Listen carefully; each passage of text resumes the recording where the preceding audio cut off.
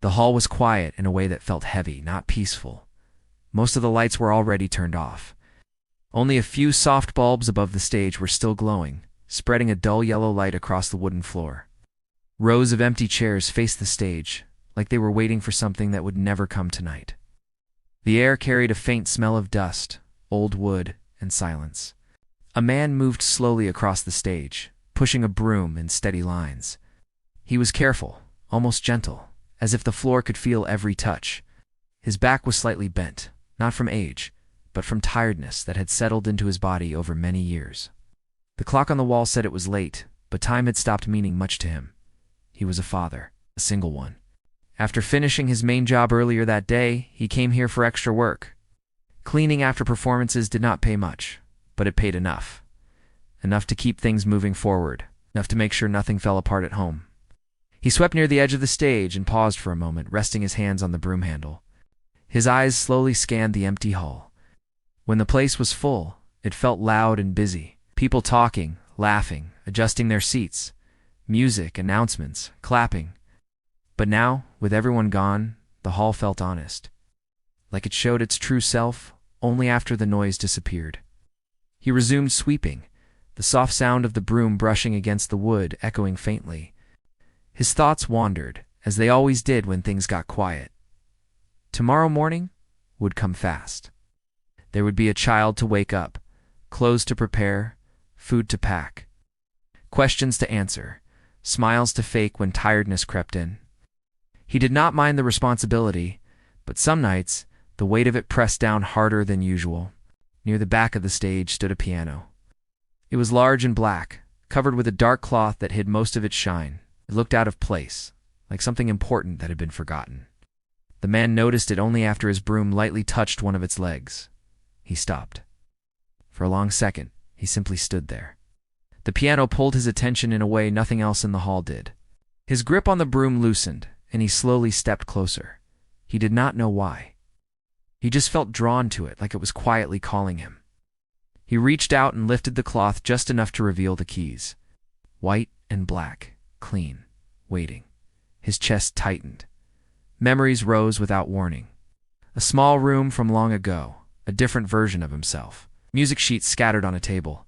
Sounds filling a space that once felt safe. Life had been simpler then. Or maybe it had just felt that way.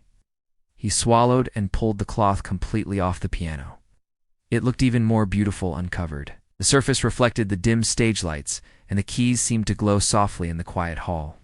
The bench sat slightly pushed back, untouched. He hesitated. This was not part of his job. He was supposed to clean, not sit down and remember things he had buried. But his feet moved anyway, slowly, carefully, as if afraid the moment might break. He set the broom against the wall and sat down on the bench. It made a small sound under his weight, rested his hands on his knees and stared at the keys. His fingers twitched slightly, unsure. For a moment he thought about standing up and walking away. No one was here. No one would know. That was exactly why he stayed.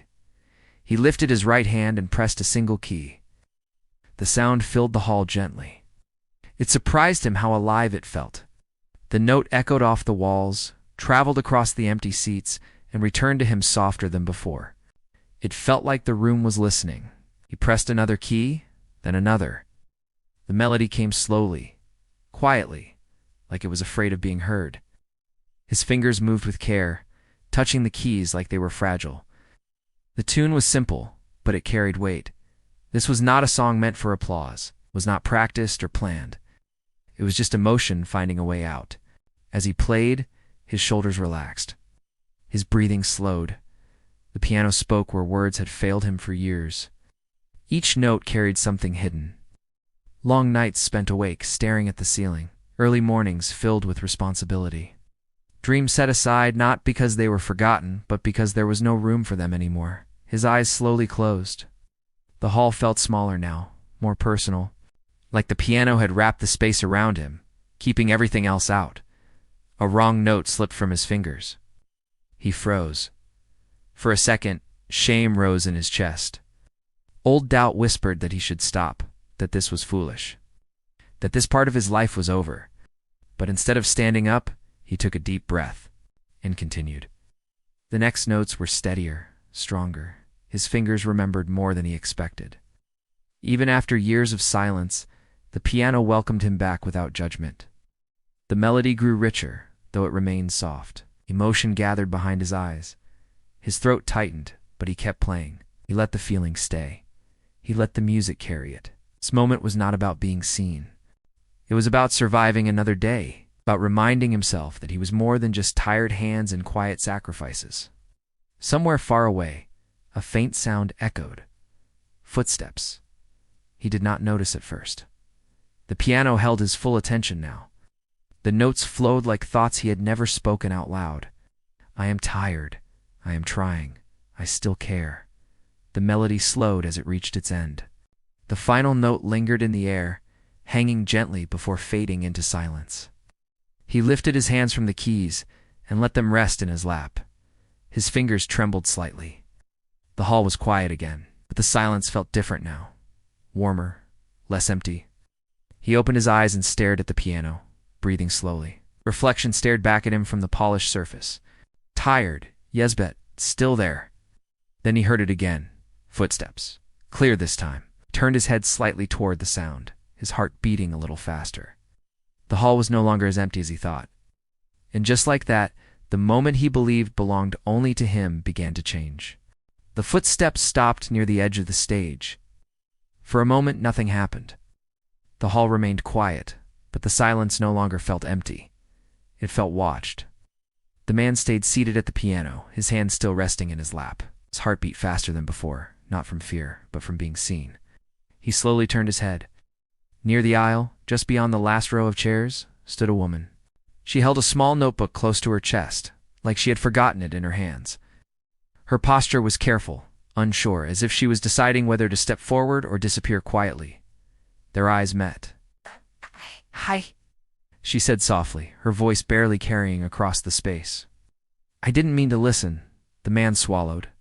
His first instinct was to apologize, to explain that he should not have been playing, that he was only cleaning, that this was not a real performance. But the words did not come. The woman took a few slow steps closer, stopping several feet away from the stage. She did not clap. She did not smile widely. Her expression was calm, touched with something deeper. "That was beautiful," she said. It felt honest. The man looked down at the piano keys. The shine of the black surface reflected his tired face. He shook his head gently. "It wasn't meant for anyone," he replied quietly. She nodded as if she understood more than he expected. "Those are usually the moments that matter most," she said. Silence returned, but it was softer now. It's a kind of silence that feels shared. The woman explained she worked late some nights, organizing things after events. She had been gathering papers backstage when she heard the music. She said she stood still because it felt wrong to interrupt. The man listened, but his thoughts were elsewhere. He had not played in front of anyone in years, not even casually.